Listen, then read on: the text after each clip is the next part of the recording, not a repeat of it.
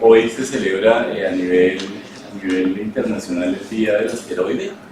El Día del Asteroide es una celebración que instituyó las Naciones Unidas hace 2 años, en el 2016. El 30 de junio de 1908 ocurrió el evento Tunguska, que Pedro nos va a hablar sobre eso, que fue el choque de aparentemente un fragmento de un cometa en Siberia. Y con motivo de celebrar el 30 de junio, hoy se celebran 110 años de ese evento. Entonces las Naciones Unidas estableció el 30 de junio como el Día del Asteroide. Entonces no queríamos dejar desaprovechar la oportunidad, incluso cambiamos el programa que ya teníamos para dar una conferencia sobre este tema, y nada más indicado que Pedro, que es nuestro socio que trabaja en cometas y asteroides, para que nos hable de ello. Entonces él nos va a hablar hoy de objetos cercanos a la Tierra, que es una conferencia que él tiene desde hace tiempo atrás, la actualizó, que son los asteroides, digamos, que de alguna forma son los que más deberían interesarnos, porque son los que eventualmente podrían chocar con la Tierra. En la tarde, bueno, todo el día también va a haber mis compañeros del Grupo de Ciencias Planetarias y Astrología, tienen actividades en Maloca, están invitados. En la tarde a las 4:30 hay otra conferencia sobre cráteres de impacto de origen meteórico en Sudamérica, y a las 6 va a haber una jornada de observación en Maloca liderada por ACTA. Entonces están invitados a todo esto, pero por ahora los dejo con ustedes. Muchas gracias. Buenos días.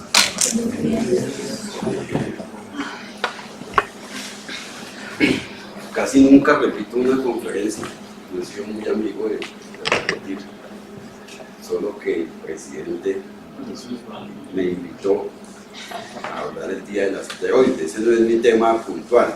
Mi tema puntual es la evolución fotométrica y térmica de los núcleos cometarios y su actividad.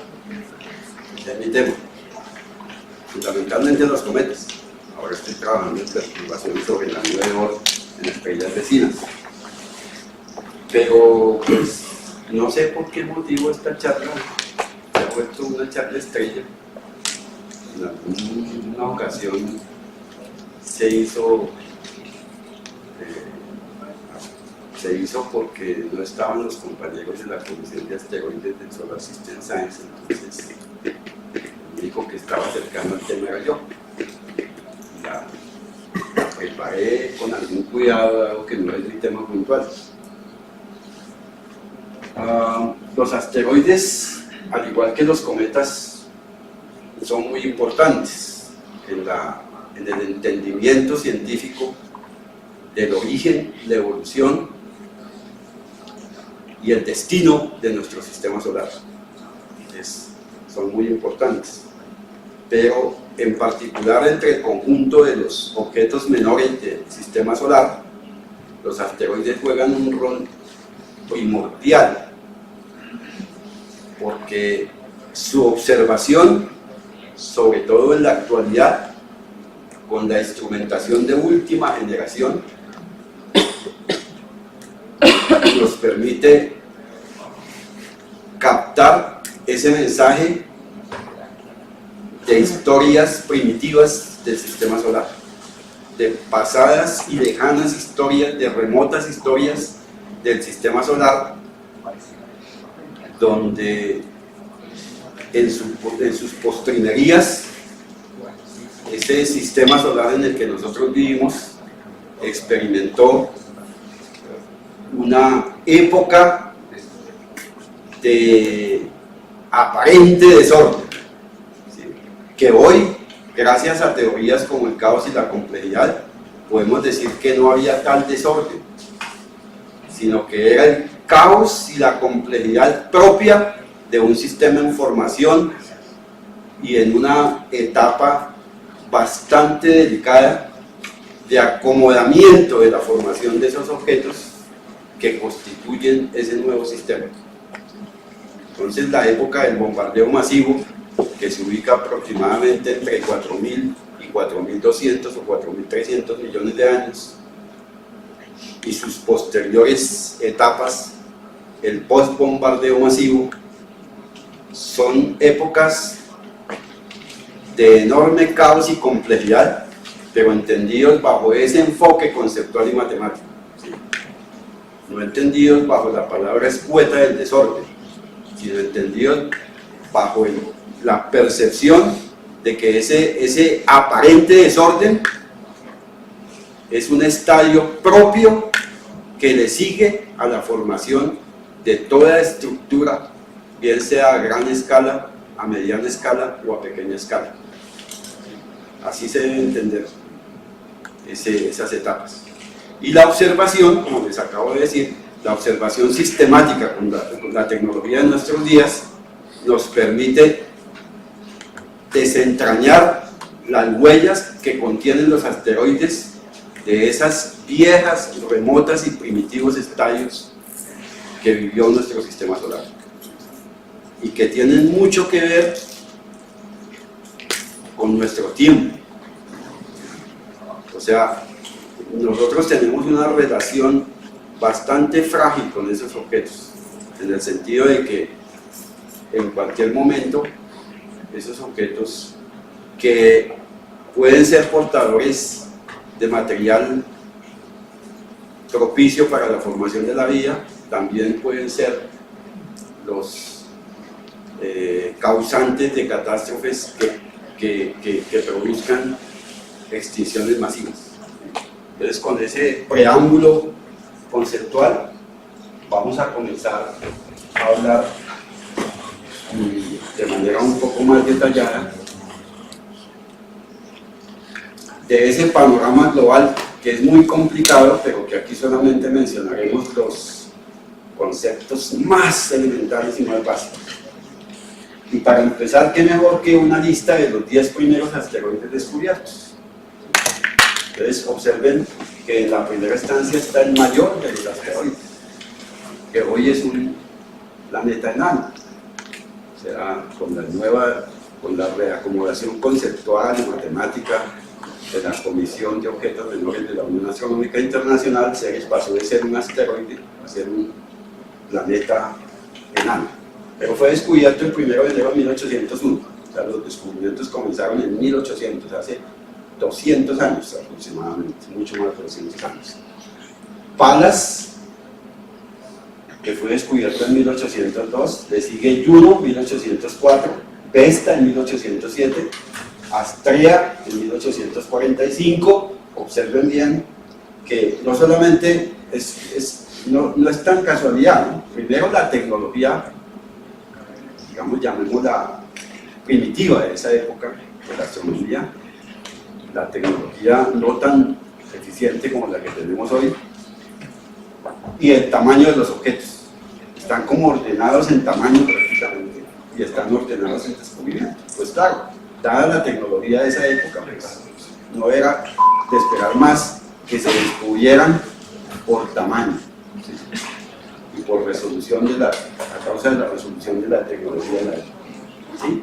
Observen que, claro, cuando se llega a Astrea, que es un tamaño bastante menor que los otros cuatro, el salto está de 1800 a 1807 a 1845, prácticamente 40 años de tiempo muerto, por llamarlo así. Y enseguida, claro, con nuevas tecnologías, con nuevos telescopios, con telescopios de mayores espejos para orbitales, con telescopios refractores de lentes de mayor diámetro, entonces se suceden otra vez casi en cadena, 1847, 1847, 1847, 1848 y 1848. Esos son los primeros 10 asteroides descubiertos en un lapso, observen, de 50 años, medio siglo. Con una evolución gradualmente lenta de la tecnología de observación, de la instrumentación y la observación. Entonces, haciendo un resumen, podemos partir desde 1800, un panorama de aparente soledad en el sistema solar interior, ni un solo objeto, solamente los planetas interiores, los planetas rocosos. Y en el año 1850, cuando ya se han descubierto esos 10 asteroides, entonces los marcamos ahí en este sencillo esquema del sistema solar, y entonces tenemos esos 10 asteroides ahí. casualmente después de Marte. Pues vamos a ver. En el año 1900, o sea, 50 años de evolución tecnológica, de evolución en la instrumentación y de evolución también en las, digamos que en la forma de entender la matemática existente y la física existente, para también poder planear de una manera más sistemática las observaciones. Entonces se pasa de una decena de asteroides a varias decenas de asteroides, cientos de asteroides en el sistema solar. Los hemos marcado ahí con puntos alrededor de Marte. Nuevamente era pues la tecnología de la época, resoluciones que con las que, haciendo observaciones muy sistemáticas, se podían captar estos objetos pobremente en las placas de los telescopios en los observatorios existentes. Para 1900 no habían complejos, habían observatorios de algunas instituciones científicas adheridas a las universidades y algunos astrónomos prácticamente independientes, apoyados por gobiernos. Y entre el año 1950 hasta el año 1950, época en que ya se empieza a pensar en armar como observatorios de mayor tamaño, con más técnica, con más tecnología y con algún atisbo de computación más sistemática. Entonces observen que son más de 2000 asteroides, se pasa de las decenas a las centenas, o sea, se va en potencias de 10 prácticamente. Y observen que todos esos punticos que implican la existencia de esos asteroides, algunos ya empiezan a caer al interior de la órbita de Marte, y los que ustedes ven de tamaño rojito allí son los que se empiezan a clasificar como asteroides potencialmente peligrosos para la Tierra. En el año 1950, año en que ya algunos miembros de la comunidad científica empiezan a advertir que ese crecimiento, el descubrimiento de objetos en esas órbitas, siendo Marte un planeta cercano, podían tener características que amenazaran la Tierra, dado que es un sistema dinámico y dado que es un sistema que, de cierto modo, como lo dijimos al principio, obedece al caos y a la complejidad. O sea que cualquier función que describa la órbita de un cometa, dadas una serie de condiciones o alteraciones de condiciones iniciales, puede tomar una órbita diferente y colisionar, o si se quiere decir más técnicamente, ser acretado por un planeta. Bueno, entonces, hasta el año 1990, más de 9000 asteroides. Pero entonces hay que detenernos un poco a pensar, o por lo menos a recordar, que en la década de 1960, entre los años 60 y 70, fueron planeados y desarrollados y en parte construidos los primeros complejos que hoy son los grandes complejos astronómicos de nuestro tiempo. Entonces en ese momento se empezó a planear y se empezó a construir el complejo astronómico del Keck National Observatory en los Estados Unidos, en las montañas de Arizona, donde hoy pues hay decenas de cúpulas. Están las cúpulas de McDonald's, están las cúpulas de diversas universidades norteamericanas, incluso europeas, están las cúpulas del Vaticano. Bueno, pero allí se empezó a construir una tecnología y una instrumentación mayor. Islas Canarias, se empezó a planear en el 60 y solo se pudo empezar a construir en los años 70, dada la crisis de esa época económica por parte de España y de algunos países europeos. Pero eso, pues, de todas maneras, Islas Canarias desarrolló varias cúpulas y se empezó a construir las cúpulas de lo que hoy es el complejo a lo largo de Chile, los diversos complejos, porque no hay uno solo, los diversos complejos de observación en Chile. Y quienes tenían posibilidades de hacerlo en su propio país también construyeron, y esas las consecuencias están ahí. 9000 objetos, más de 9000 objetos descubiertos. Ha aumentado el número de los que se pueden marcar en rojo por tener la posibilidad de que una alteración de sus de sus órbitas, de sus elementos orbitales, una perturbación sobre su órbita puede conducir a una colisión con un planeta. Estamos en el año 1990. Ven que en el año 1990 ya estaba funcionando aproximadamente bien Islas Canarias, Arizona, Chile y varios otros complejos, y bueno, y algunos instrumentos que nosotros desconocemos un poco su infraestructura, que eran los complejos observacionales de la Unión Soviética y de la China. Entonces eso conlleva a ese número grande de descubrimientos. Y en el año 2000, en menos de una década, tenemos 86.374 objetos. Estamos hablando de los objetos cercanos a la Tierra. Y observen pues el aumento enorme de objetos potencialmente peligrosos para la Tierra. Observen que hay unos objetos cuadraditos y unos redonditos. Lo que pasa es que los cuadraditos están simbolizados como objetos potencialmente peligrosos para la Tierra, pero que caen en una clasificación que se llama los centauros, o sea, que tienen propiedades de asteroide y propiedades de cometa a la vez. Y los redonditos, que son asteroides potencialmente peligrosos para la Tierra. Eso al año 2000. Al año 2007, hace 10 años, a la par con la tecnología, atiborrado completamente de objetos en la zona que corresponde más allá de Marte, y la cantidad de objetos potencialmente peligrosos para la Tierra se elevó a un número enorme, a un número bastante grande, 379 objetos potencialmente peligrosos para la Tierra. Es un número significativo, un número bastante significativo. Bueno, y a hoy, la base de datos, esta es la tabla de la base de datos del Minor Planet Center,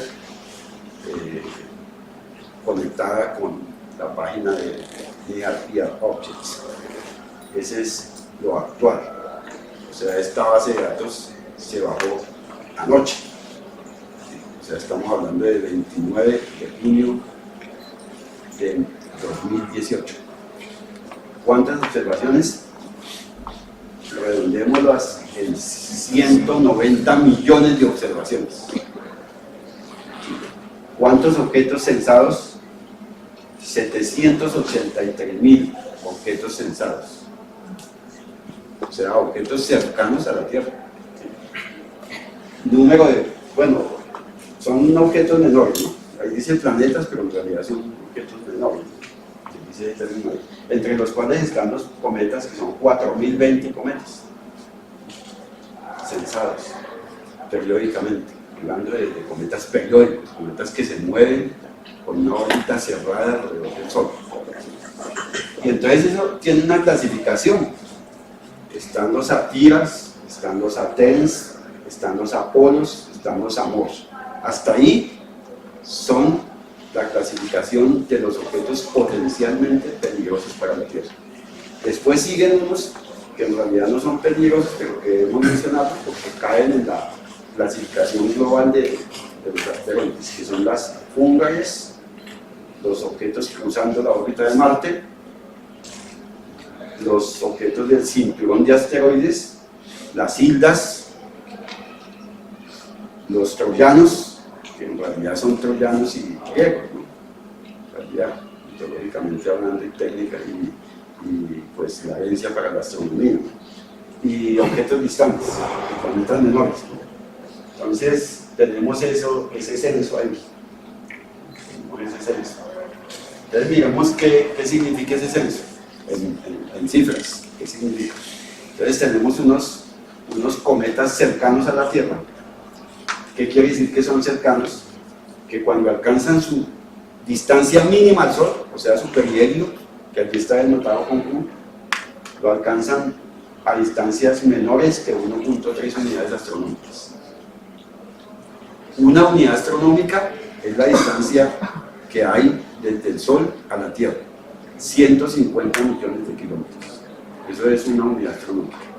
Y estos objetos tienen su perihelio, o sea, su distancia mínima al Sol, a distancias menores que 1.3 unidades astronómicas y con periodos menores que 200 años. Una clasificación muy global en términos de periodo, porque eso incluye cometas un poquito más allá de Halley y menores que Halley, pero que incluye también la familia de Júpiter. Y obviamente los objetos que son cometas en órbitas asteroidales. Los Near Earth Asteroids, que son también similares, son objetos asteroidales con distancias mínimas alcanzadas a menos que 1.3 unidades astronómicas, o sea, están muy cerca de la órbita terrestre. Están los Satiras, que son con semidejes mayores, o sea, el semideje mayor de la elipse es menor que una unidad astronómica, o sea, por debajo de la distancia Tierra-Sol. Y su afelio, o sea, su punto más lejano al Sol, que está por debajo de 0.983. O sea, eso quiere decir que su órbita está completamente contenida en la órbita de la Tierra. Son objetos que están girando ahí alrededor del Sol, en órbitas contenidas en la órbita de la Tierra. Y están los ATENS, que son con un semideje mayor, menor que una unidad astronómica, y un afelio mayor que 0.98. O sea, pueden pasar incluso más allá de la órbita de la Tierra, su afelio, o sea, su distancia máxima al Sol, o sea, están semicontenidos en la órbita de la Tierra. Están semicontenidos. Los Apolos, que son con semidejes mayores que 1 y perihelios menores que 1, entonces, claro, son circunstancias también de semicontenencia o aproximación a la órbita terrestre. Y los objetos amorfos, que están a más de una unidad astronómica su semideje mayor y su perihelio son mayores que 1 y menores que 1.3. O sea, contienen a la órbita de la Tierra, en su órbita. ¿Sí? Y están los potencialmente peligrosos para la Tierra, cuyo MOID es 0.05. ¿Qué quiere decir eso? Observen bien, les voy a hacer la traducción al español. Eso quiere decir, MOID es la distancia de intersección orbital mínima. O sea, son objetos que cruzan la órbita de la Tierra, que la interceptan la órbita de la Tierra.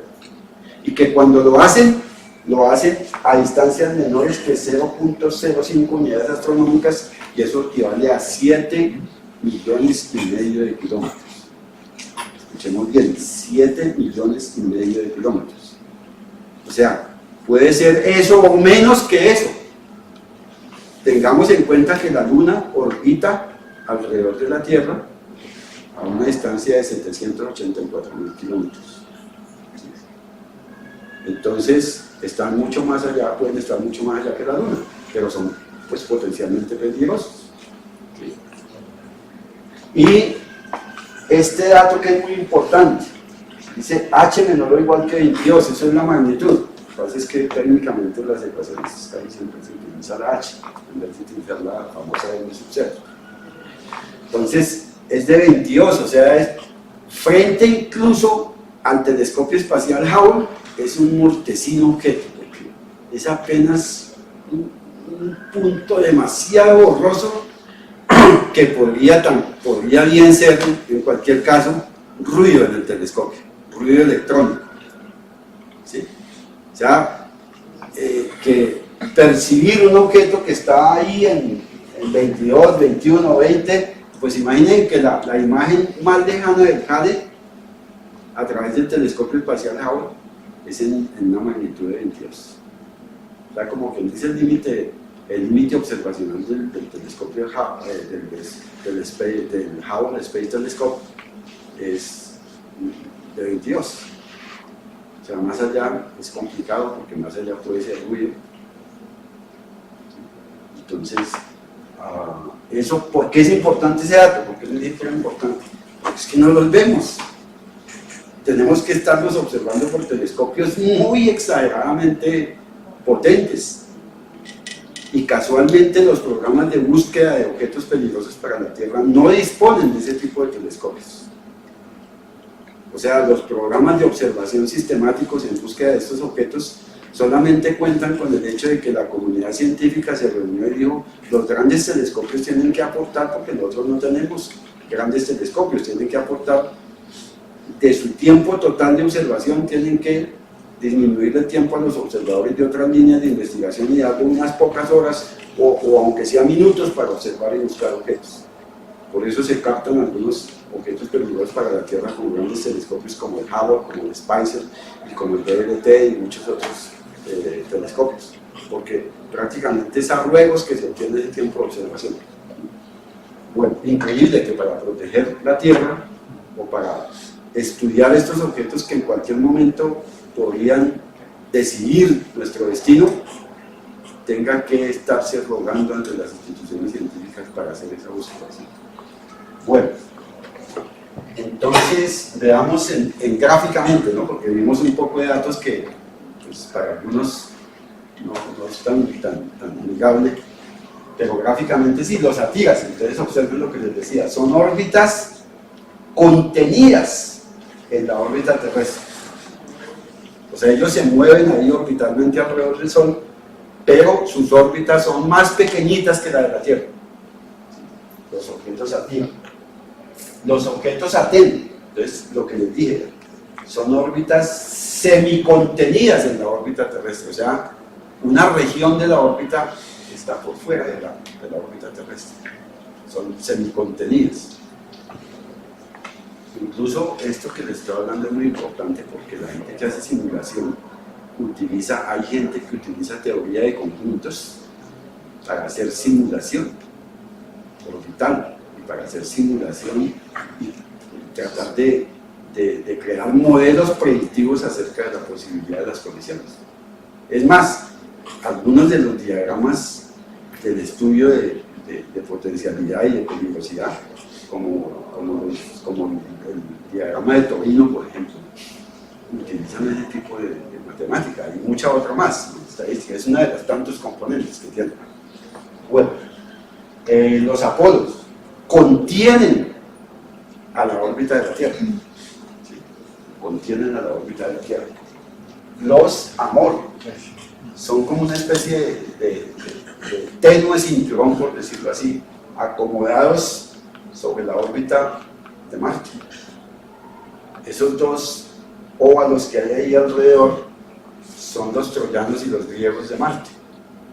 O sea, normalmente mucho aficionado está acostumbrado a hablar de los troyanos, en general, los troyanos que van por delante y los troyanos que van por detrás. O sea, son asteroides que sistemáticamente en su órbita siguen al planeta o lo adelantan al planeta, están adelantados al planeta. Pero su probabilidad de que ocurra algo con ese planeta es muy baja. Son los troyanos los que acompañan al planeta delante y detrás de su órbita. Son los troyanos de Marte los que hay ahí. ¿Sí?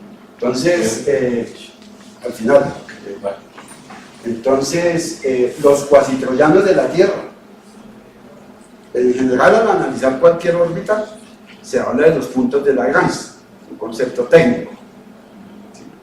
¿Sí? Son los puntos donde se hace todo el cálculo gravitacional, en términos de la teoría de la gravitación clásica, muy moderna en nuestros días, con series de Lie, transformadas Wiley, todo ese cuento.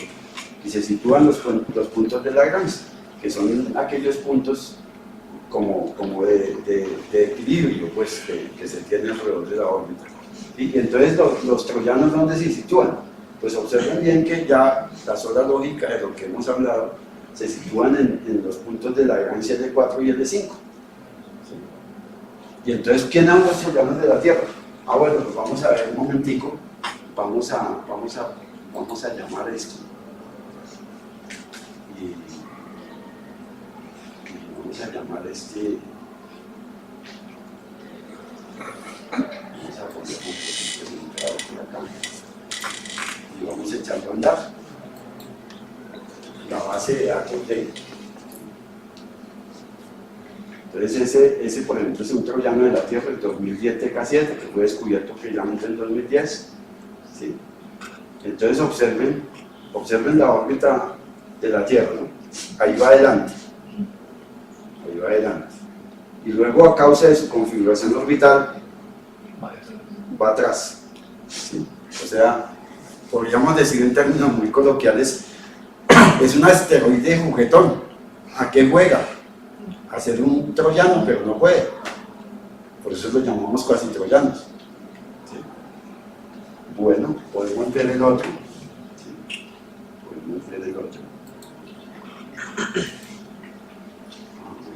El otro troyano.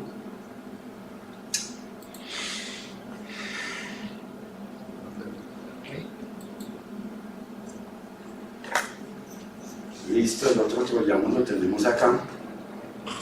Vamos a poner un poco centrado esto. Y veamos el otro troyano. Ese sí es un poco más, fue un poco más digamos, más promocionado en los medios, el famoso HO3, en 2016, fue descubierto en el 2016, el HO3. Entonces observen bien cómo se mueve ese troyano, ese cuasi troyano, jugando a ser troyano. Entonces, bueno.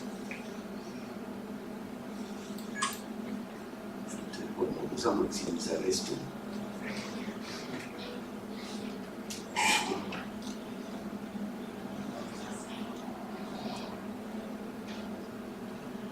Y bueno, entonces seguía en nuestra lista que habíamos hecho las Ungarias. ¿Dónde están situadas?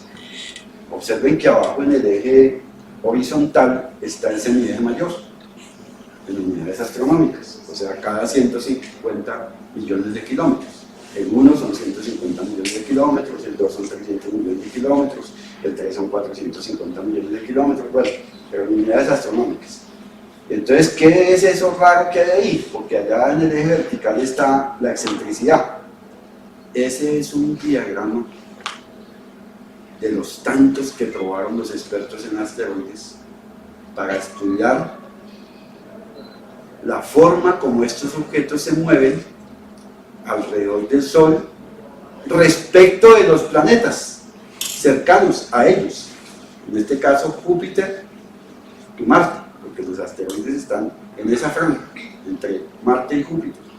Y entonces de tantas gráficas que ellos probaron, vieron que este tipo de gráfica de la excentricidad en función del semieje mayor les contaba mucho acerca de las órbitas.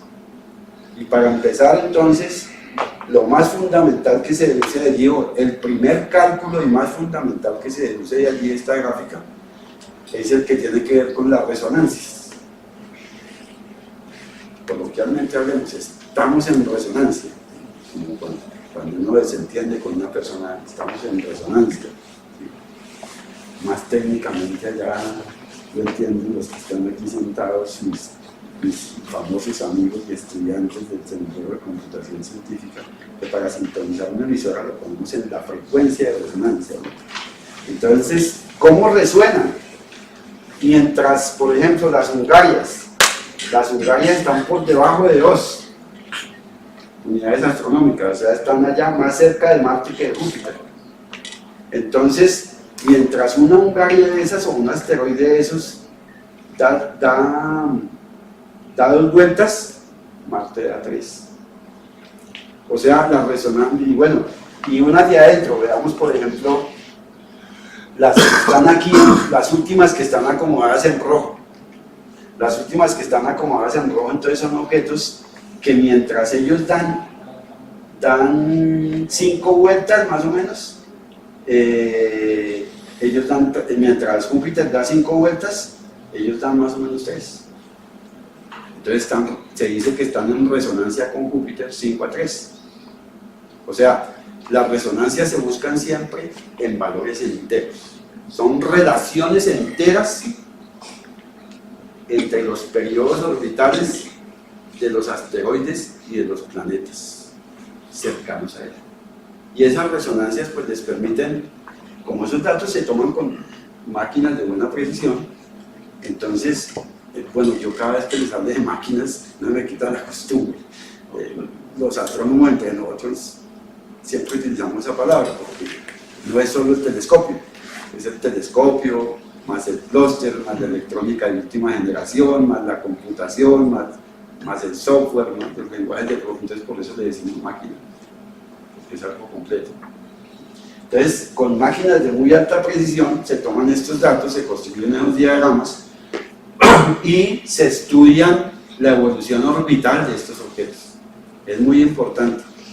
En nuestra Sudamérica tenemos un colega muy reconocido internacionalmente por la comunidad científica, que es Tabaré Gallardo, de Uruguay, de la Universidad de la República, en Montevideo.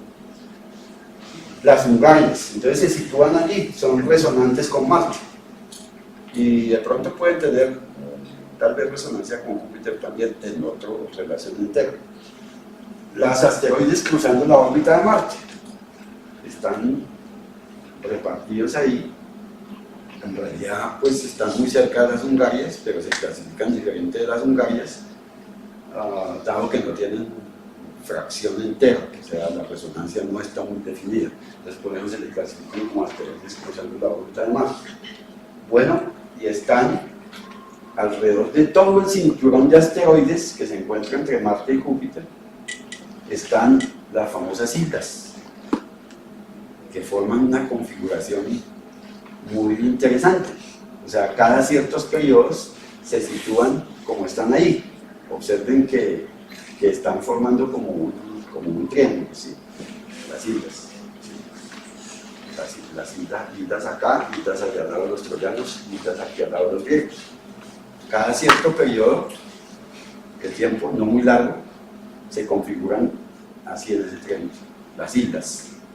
Pero bueno, mucha gente los clasifica dentro de los troyanos, los asteroides. Bueno, y podrá ocurrir eso a lo que tanto le teme un sector de la comunidad científica. Podrá ocurrir una colisión que nos lleve a una situación de alta calamidad o de desaparición de muchas especies en la Tierra. Esa es la pregunta complicada. Entonces, hubo alguien, bueno, muchos, pero hubo alguien que ya desapareció,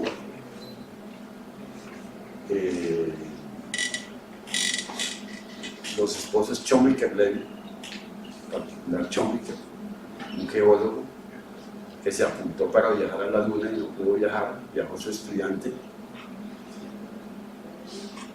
que en principio lo trataron de loco por hablar en esa época, en los años 40, 50, de que todos esos cráteres que habían por ahí no eran cráteres que tuviesen un origen volcánico, sino que muchos de esos cráteres que decían que eran cráteres de origen volcánico ya muertos, ya sin poder volver a la actividad volcánica, en realidad no tenían ese origen y no eran cráteres de origen volcánico, sino que eran cráteres de impacto. Por eso se apuntó al viaje a la Luna, porque siempre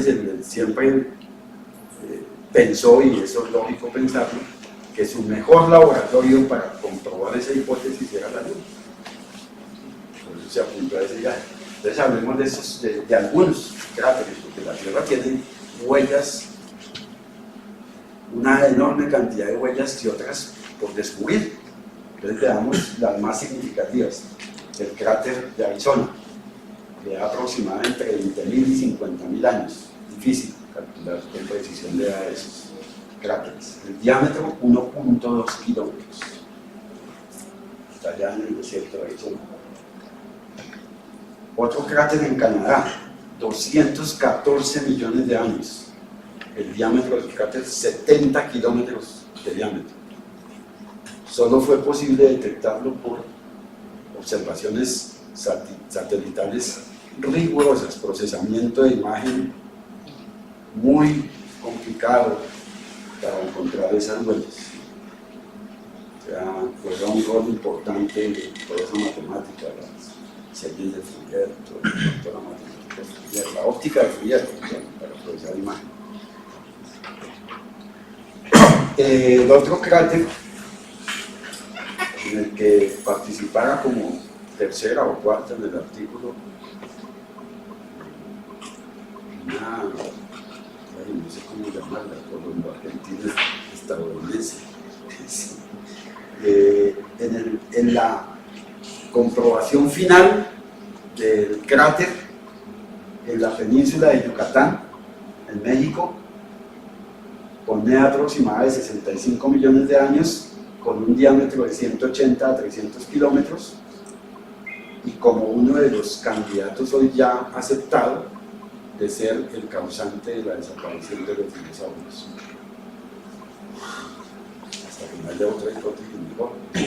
Pues, bueno, y el motivo, o la fecha que se tomó, hoy 30 de junio, hace 100 años, el evento que se tomó para establecer oficialmente en la Unión Astronómica Internacional, en la comunidad científica en general, la celebración del Día del Asteroide, el evento Tunguska, que son como 180 bombas atómicas, ¿no? 180 bombas atómicas. Parece ser que hubo alguna llegada de radiación visible en la zona de Inglaterra, entonces, me refiero a la observación, pues, en Europa, observación mínima del evento. Eso, pues en 1918, en 1908,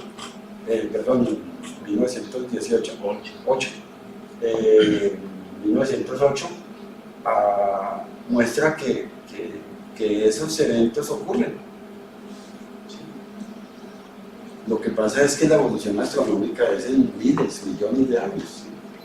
No podía estar ocurriendo todo el tiempo, cada hora. Pues en Brasil, en la Sierra de Cangalho, 13 kilómetros de diámetro, observen aquí, hay la parte, 300 millones de años aproximadamente.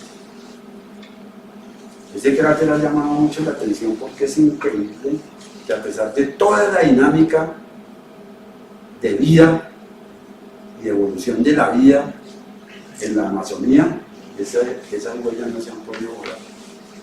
Pues la prueba está que ahí tenemos esa imagen. Entonces ha llamado la atención muy fuertemente porque tuvo que haber sido un impacto con consecuencias bastante desastrosas para las especies.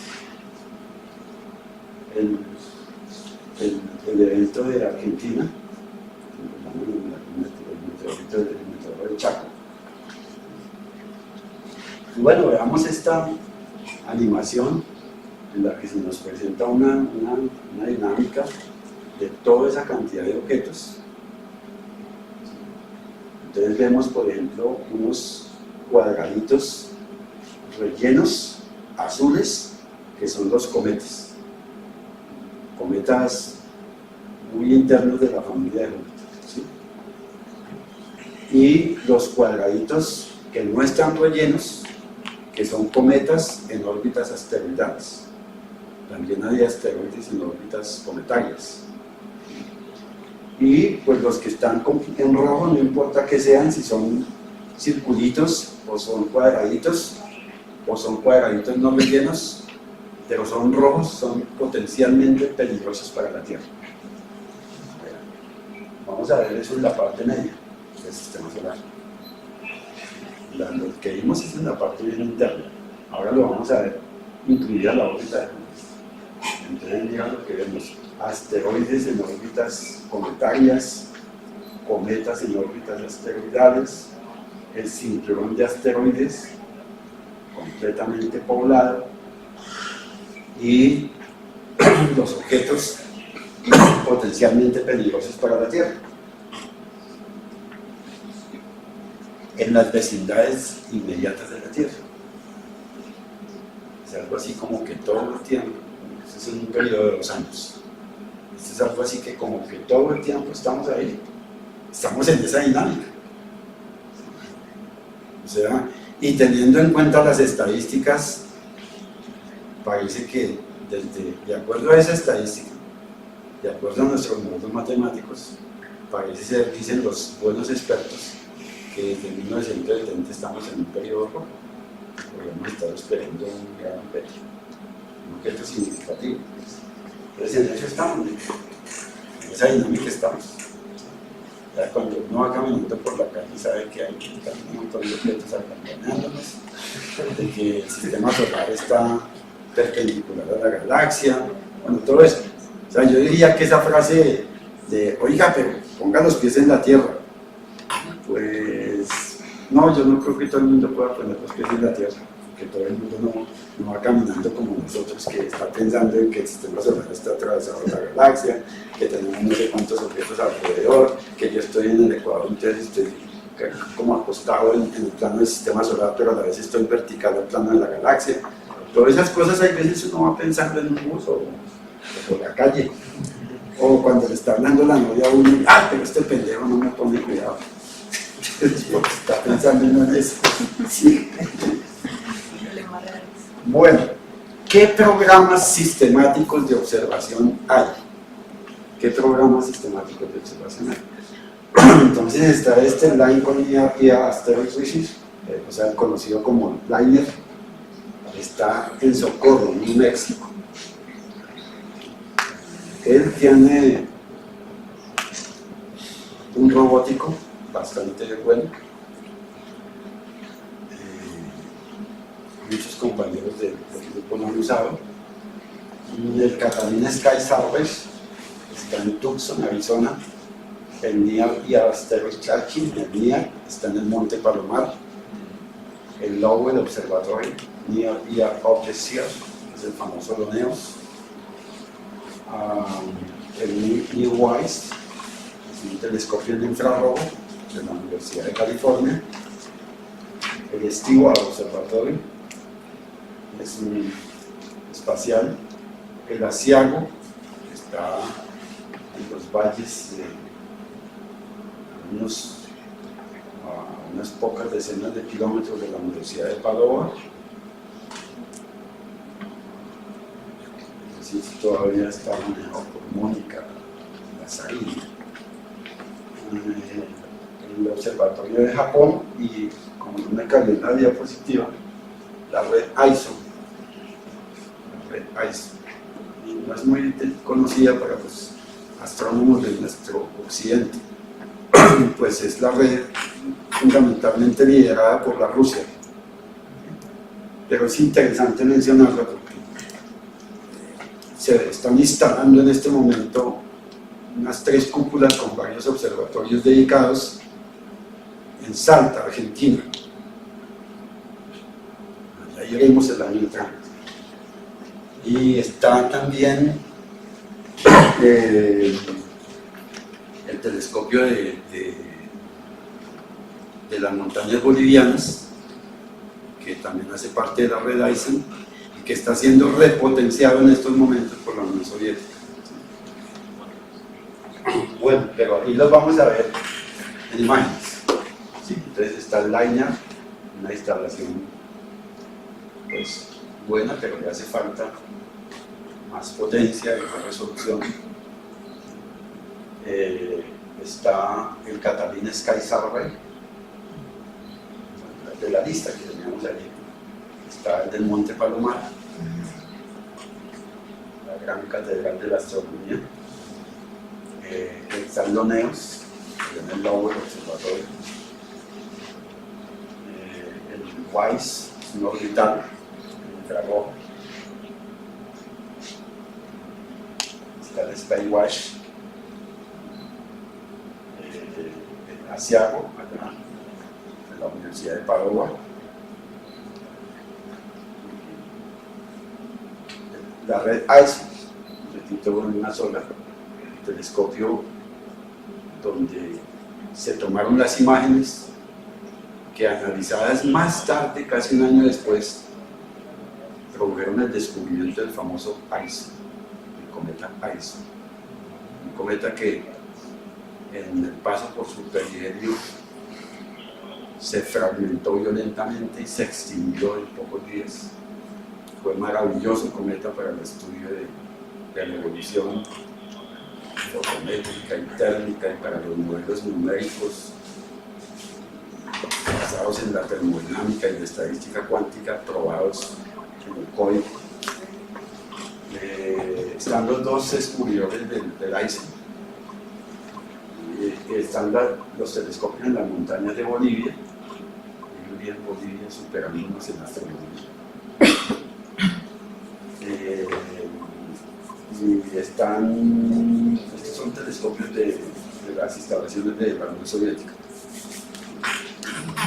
Doble astrógrafo. Bueno, veamos las estadísticas. Al 25 de julio, entonces tenemos todos los descubiertos en azul. O sea, el total de objetos cercanos a la Tierra. Los que están aquí marcaditos como terracota, son objetos del orden de 140 metros. Un poco usual, ¿no? Y los de 1 kilómetro no son tan usuales, ¿no?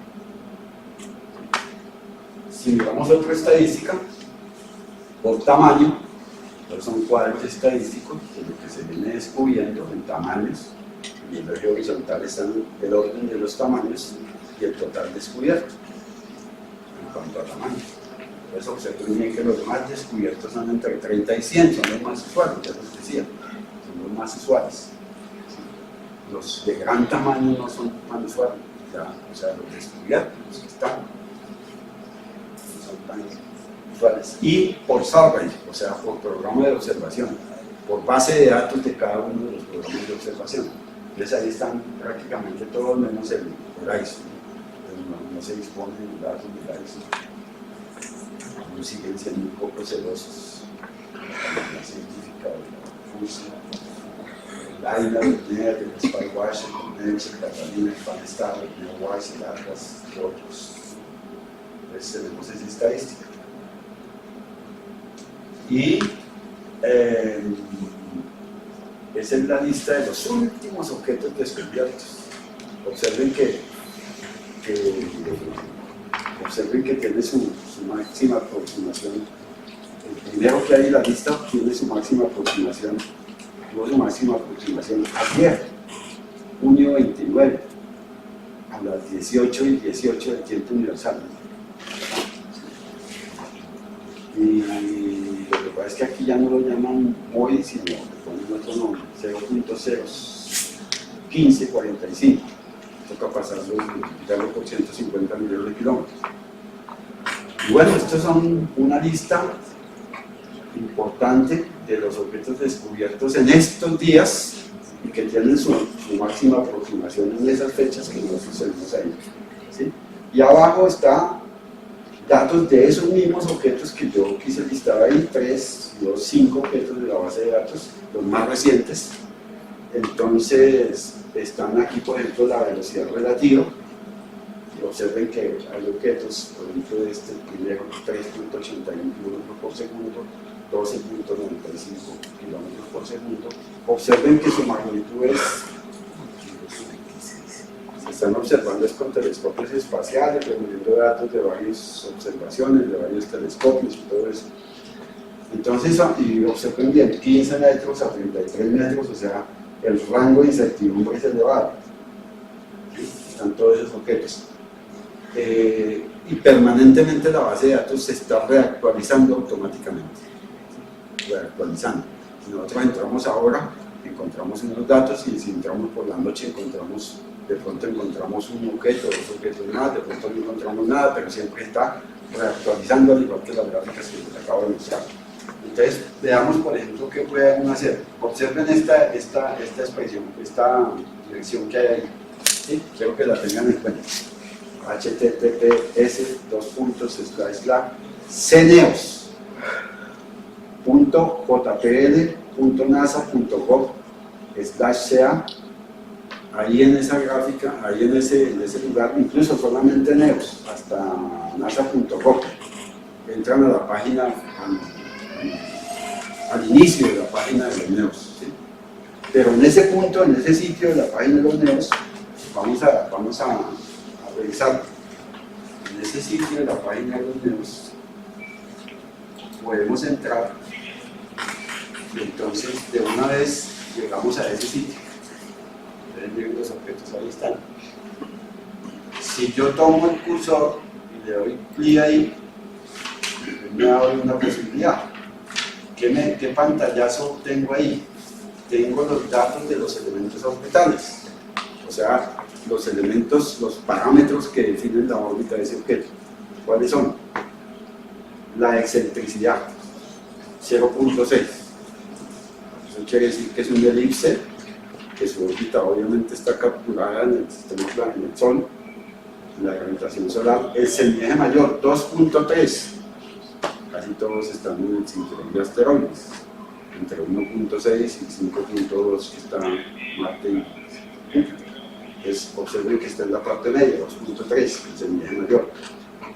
El perihelio, que está por Q, 0.92, o sea, es un poquito adentro de la órbita terrestre, un poquito menor que la órbita terrestre.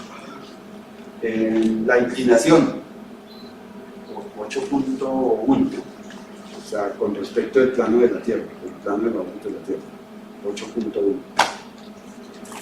El perihelio, el ángulo, el argumento del perihelio, o sea, desde la línea del nodo, del nodo, desde la línea nodal hasta el punto del perihelio. Es un ángulo que se deduce de las observaciones. No se mide en la observación, sino se deduce de las observaciones. La anomalía media, el tiempo de paso por el perihelio, el periodo. El N es como cuántos grados avanza por día. Es una cosa que técnicamente se llama la velocidad areolar.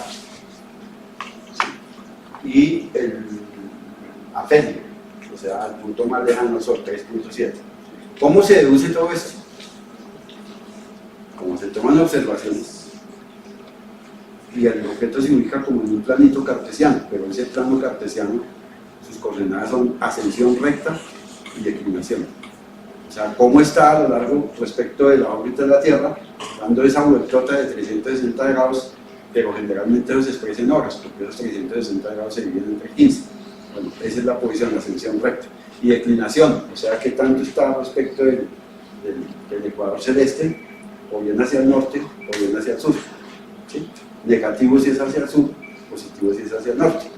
Entonces, se tiene el tiempo de observación, ascensión recta, declinación, mínimo 3 datos. O sea, tiene que haber un dato con el tiempo de observación, ascensión recta 1, declinación 1. Tiempo 2, ascensión recta 2, declinación 2. Tiempo 3, ascensión recta, declinación 3. Mínimo con esos 3 datos se le entrega eso a un calculador, pues, de elementos orbitales, que lo calcula. Es un software sistemáticamente hecho con la mejor matemática de la mecánica celeste que permite calcular esos elementos orbitales. ¿Y para qué sirven esos elementos orbitales?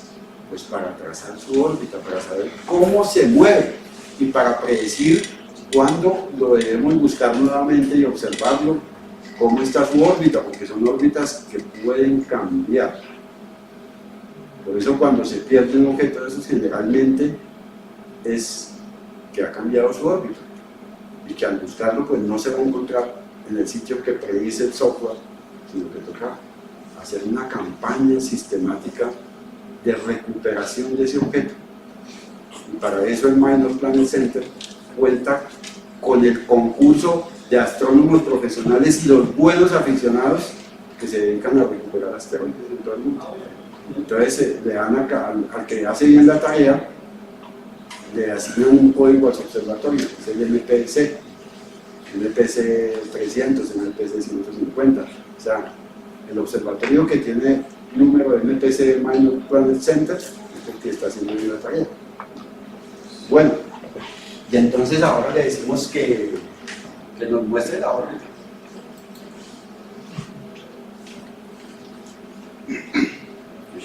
muestra la órbita de ese primero que está ahí en la lista. Y entonces muestra la órbita.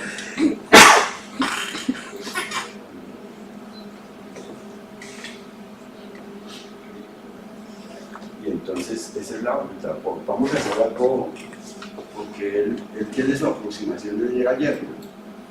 Vamos a devolverlo. Vamos a devolverlo. Lo vamos a devolver hasta por aquí más o menos, para que vean cómo se va aproximando a la Tierra. Pues estamos en el retroceso, ¿no? Es así. Pero no es por aquello de que nuestro país esté en retroceso. Porque eso sí, la ciencia no entra en retroceso. No se parece nada a los que tienen en nuestra patria. Bueno, pues ahí se va aproximando. Y como esos, hay cientos, miles en la lista. Pues hay 700.000, como esos, que se aproximan con un MOID menor o igual a 0.05 unidades astronómicas. Entonces uno puede limpiar cualquiera. Si ustedes entran a esa página y buscan, pues obvio, pueden cliquear cualquiera. Por ejemplo, cliquemos esto y damos la órbita a esta.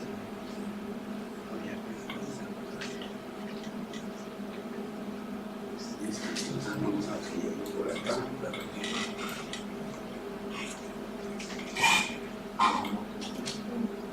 Entonces observen lo que está Mercurio, Venus, la Tierra, y está el objeto ahí, como tenía esos 5 que yo puse ahí, todos tenían acercamiento ayer, hoy, ¿sí? Entonces voy a devolver un poquito. Lo devolví y ahora lo arranco, pero observen la fecha allá abajo. No alcanzamos a ver. Ahí, 2018-03-20, luego ya está el 20, ¿no? Y ahora lo voy a echar a andar desde el 20 de junio. ¿De qué? Ah, no, de mayo. De marzo. ¿Marzo? Sí, 03. Ahí. Es que está a una velocidad grande, entonces lo podemos disminuir ahí por ahí. Ahí está el polilla.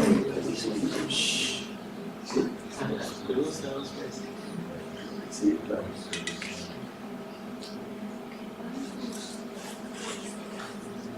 No, pero es que el cruce esencial es el de aquí. El de acá es como un solapamiento y está muy por encima.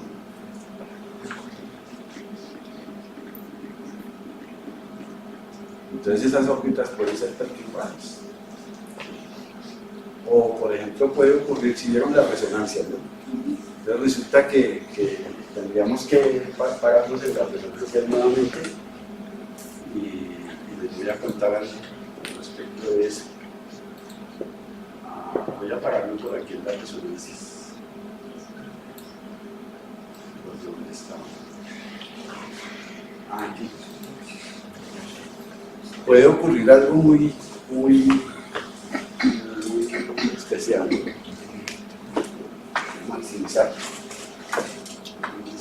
esto.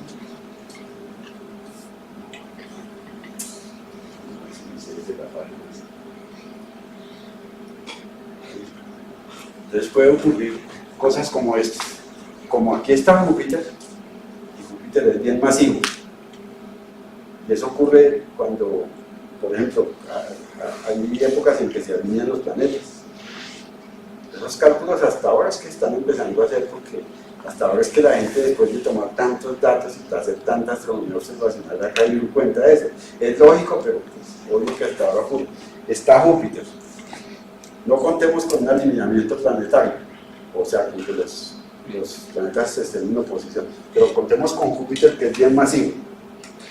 Entonces, él y de pronto el Sol allá empieza, o sea, porque es ejercer fuerzas de marea y las ejerce todo el tiempo, porque cuando aumentan, entonces puede ser que uno de estos, que tenga más masa, es jalado por el Sol, entonces él, en una perturbación que ocurra por acá en esta zona, lo lanza hacia allá, ¿sí? Y choque, colisione con otro, y surjan fragmentos, y esos fragmentos, al parecer eso fue lo que ocurrió con el evento Chelyabinsk.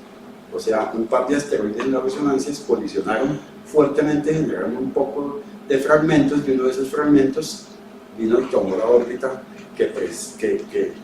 que casualmente permitía el acretamiento por parte de la Tierra, y entonces el objeto fue acretado, cayó en la Unión Soviética. Eso puede ocurrir porque todo el tiempo viven ocurriendo esos eventos de colisiones en las resonancias a causa de las fuerzas de marea que aumentan, porque siempre hay fuerzas de marea, pero son mínimas, son despreciables. O sea, no producen pues una perturbación significativa, pero cuando aumentan pueden ocurrir perturbaciones significativas que lanzan un objeto hacia la siguiente zona de resonancia y chocan, colisionan, generan fragmentos, y los fragmentos van a parar al interior y pueden colisionar con Marte, con la Tierra, con Venus, pueden ser acretados por el Sol. En efecto, aquí todo el tiempo cae meteoritos, no sé cuántas toneladas caen al año. Si uno mira, se queda aterrado diciendo todo eso cae aquí en la Tierra. No miran los datos allá. Bueno.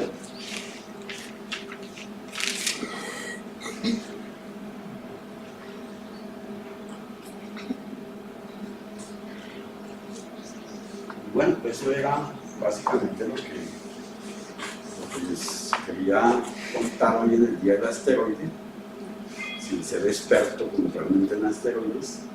Y pues si tienen algunas preguntas, después de las preguntas me muestro la bibliografía.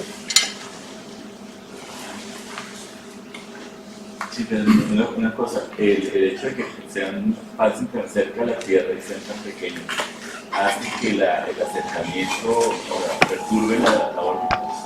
O sea, es necesario como después de los acercamientos recalcular, o no es... Sí, después de eso, como están conectados automáticamente con todos los programas de búsqueda, entonces los datos entran al server, y en el server automáticamente se redetermina la órbita. Lo que pasa es que normalmente pues todo eso entra automáticamente, pero un porcentaje que no está automatizado, que es el de la colaboración de los que no están completamente escritos en el programa de manera automática, que son bastantes, los aficionados reportan sus datos. Entonces ellos tienen un canal, reportan sus datos, pero esos datos son revisados minuciosamente por profesionales del programa NEOS, y cuando ya se validan, entonces se incluyen en la base de datos a ser parte de los que se registran automáticamente, y entonces hay una nueva determinación de las órdenes, pero solo que se validen, ¿no? Porque por ejemplo hay muchos datos de varios observatorios de aficionados que no son revalidados, entonces solamente se revalidan aquellos que son realmente datos bien tomados y que pasen todo el examen y el riguroso escándalo que se han tenido en cuenta ya en la base de datos. Y otra cosa, ¿hay algún plan? Que yo entiendo que no, que si viniera uno ahora no habría nada que hacer, pero si esta gente que los estudia o alguna organización tiene algo, si viniera uno, ¿qué hacer? ¿O no? No hay un plan oficial. No hay un plan. Esa es la gran preocupación, no hay un plan oficial. Hay mucho desinterés gubernamental por invertir en la construcción sistemática de esos planes. Demasiado desinterés. Se sigue todavía pensando y manejando la idea de que es una inversión que no vale la pena por parte de los gobiernos. Pero sí hay, digamos, sí existen modelos físicos de grupos de investigación que han planteado alternativas, desde por ejemplo ejemplo, el empuje gravitacional a través de cohetes de retropropulsores, saben que se desechó aquello de bombardear eso con misiles o cosas de ese estilo, porque trae consecuencias mayores y peores, porque es despedazar el objeto antes de que se despedace entrando a la Tierra. Entonces hay otras alternativas. Las mayores alternativas que hay en el momento son las de tratar de, mediante algún mecanismo físico, desviar, cambiar un tanto los elementos orbitales y ya se desvía la órbita. Es que cambiar un poquito los elementos orbitales ya se garantiza que la órbita se corre mucho, ¿sí? Pedro, ¿se han identificado asteroides que tengan troyanos o que tengan bueno, lunas? ya la tecnología, digamos, el mejoramiento de algunos telescopios de rango medio y medio bajo ha permitido el descubrimiento de algunas características en los asteroides, ¿no? Voy a mencionar varias.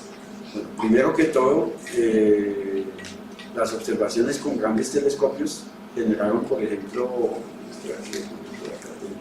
el descubrimiento de que varios asteroides poseían una luna o dos inclusive, dos satélites, pues, uno o dos satélites.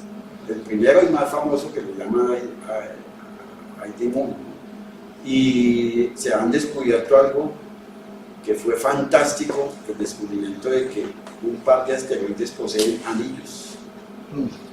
Uno de esos incluso honrosamente lo descubrió un miembro de nuestra Liga Iberoamericana de Astronomía en compañía con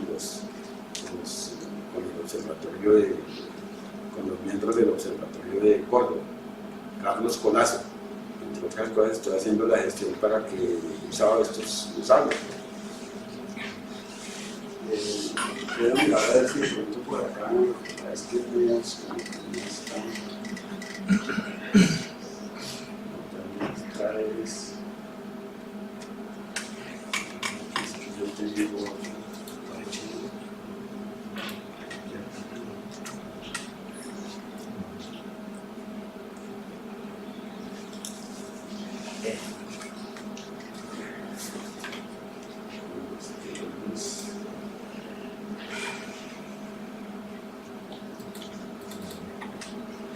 los pasos así rapidísimamente.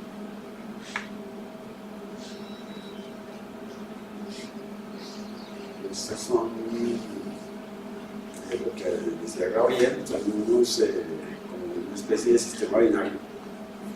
Fue descubierto. Bueno. Llegué a Israel.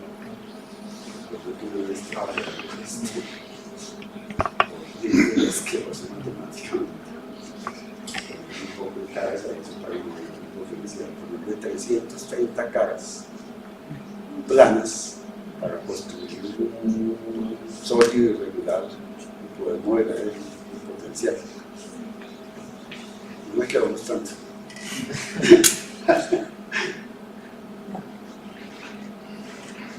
Es una pura resonancia. Son todas las gráficas que hace Tabarera y Atlas en Uruguay.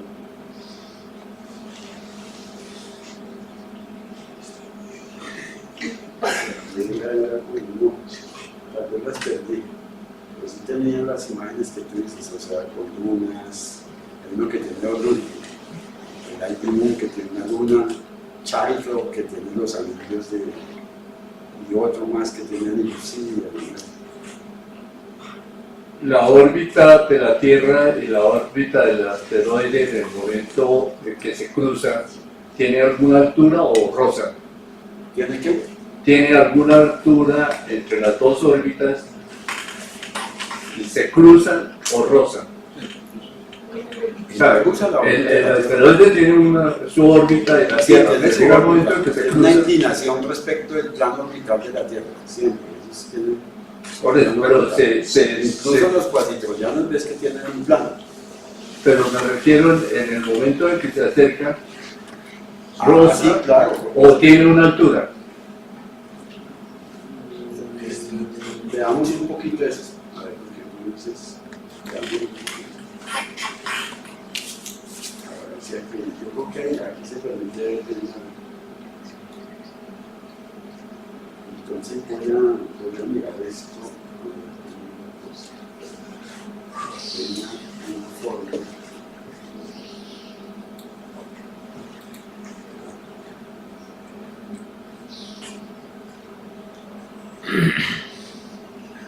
Tenía una herramienta que recientemente le han hecho unos cambios, pero tenía una herramienta para que tendría una barrita, pero ahora pues la tienes con el solo. ¿Alcanzas a ver algo ahí, Manuel? Mira cómo está la órbita. Ahora pues tocaría hacerle un zoom a eso. O sea, esas cosas a veces cualitativamente hablando, la puede hacer mejor la persona ya utilizando esto. Entonces se presta ahí para hacer otras, si hay programas, ¿no? Para hacer esto, para poder ver con bastante, ver cómo es la órbita de los objetos de la Tierra. Pero si la cruza, los objetos que están ahí en la lista, cruza la órbita de la Tierra en un punto. Lo que pasa es que, pues, obviamente las características orbitales, la dinámica es tal que nos está favoreciendo. Digamos, estos asteroides son provenientes del sistema solar, ya sea del cinturón de Kuiper o de la hipotética nube de Oort, ¿sí? No, a ver. Depende de corto, periodo largo, pero asteroides provenientes de otra estrella, como el que se presentó creo que fue el año pasado, ¿sí? Provenientes de otra estrella, no tenemos hasta ahora sino un solo elemento, ¿no? Sí, el del año pasado, el 2017. Pero lo que pasa es que, a ver, bien, el cinturón de asteroides tiene toda una dinámica. Pero asteroides también, ¿no? Acuérdate que hay en el cinturón de Kuiper. El cinturón de Kuiper está entre la órbita de Plutón y vimos que está, en una charla vimos que está desde la órbita de Plutón hasta más o menos 30 unidades astronómicas, hasta 50 unidades astronómicas. Que vimos que era varias veces el cinturón de asteroides, el Kuiper. Y entonces, gran parte de estos objetos que se han situado aquí muy cerca de la órbita de la Tierra, como este que estamos observando, generalmente provienen del cinturón de asteroides, por los eventos colisionales ocurridos entre objetos de diversas resonancias.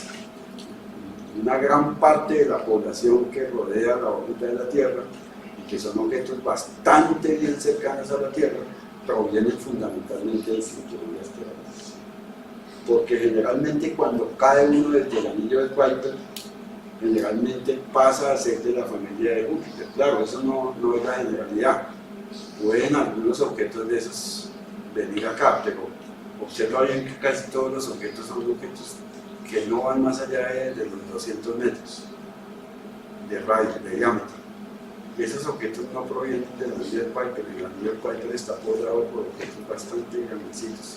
Y lo que puede ocurrir con esos objetos pequeñitos que hay en el anillo de Kuiper es que en su reingreso al sistema solar interior sean capturados por Júpiter. Júpiter todos los días tiene impactos, lo que pasa es que no los observamos, pero todos los días tiene Júpiter, Saturno, todos los días impactos de esos objetos pequeños que pueden provenir del cinturón de Kuiper e incluso también del cinturón de asteroides. Pero la mayoría de los que están aquí bien cerca de la órbita de Marte, la Tierra, Venus, son objetos provenientes, o mejor, originados en fragmentaciones dada la dinámica colisional en el cinturón de asteroides.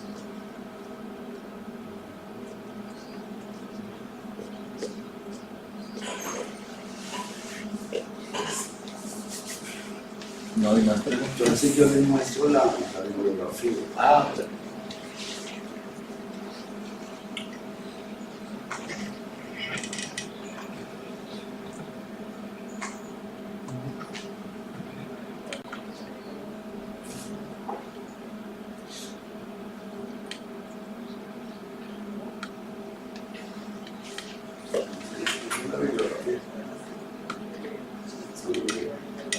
Sergio Morbiel y su grupo es un grupo bastante activo, produce bastante publicación.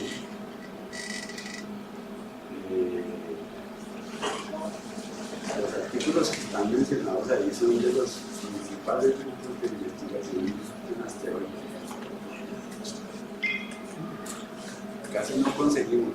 Les recomendaría uno que hay en español en la revista de investigación y ciencia, pero la verdad no me acuerdo de qué fecha es, se llama El origen de los asteroides. Es bastante bueno, no solamente habla del origen, sino también de sus propiedades físicas.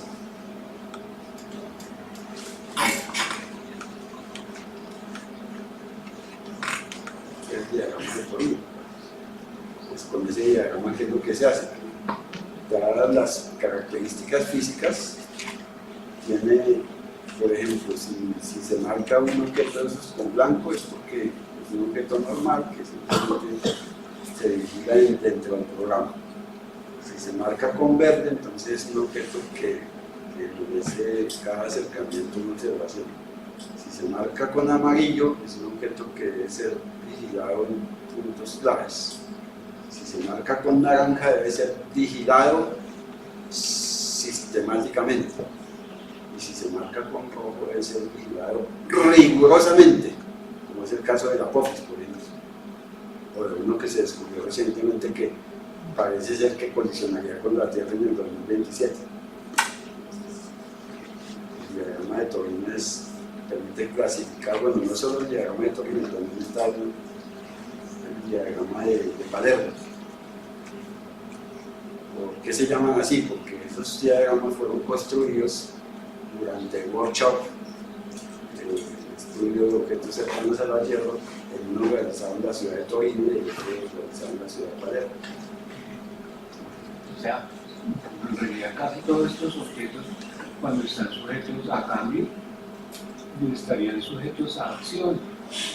Se habla de cambio, pues hay acción. Y si hay acción, quedarían sujetos por las mareas o por las fuerzas gravitacionales a principios de mínima acción. Bueno, globalmente hablando, pues se cae dentro de esa matemática, pero como se requiere una rigurosidad en el estudio de la variación temporal de los elementos orbitales del objeto, entonces se requiere aplicar toda una mecánica celeste que ya es muy particular comparativamente hablando con el teorema de mínima acción.